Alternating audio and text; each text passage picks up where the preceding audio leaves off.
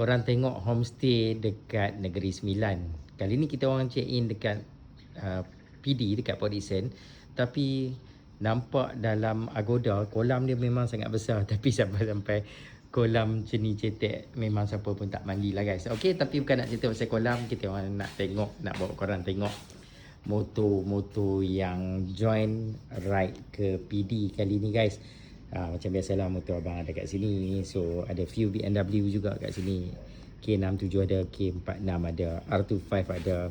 Kita juga ada GS, GS ada, XR ada, Kawasaki Z1000 ada. Welcome to the new group yang pakai motor apa ni orang cakap, CF Motor 675. Kita juga ada satu tu MB Agusta F800 kalau tak silap abang, dan juga tu MT700 CF Motor.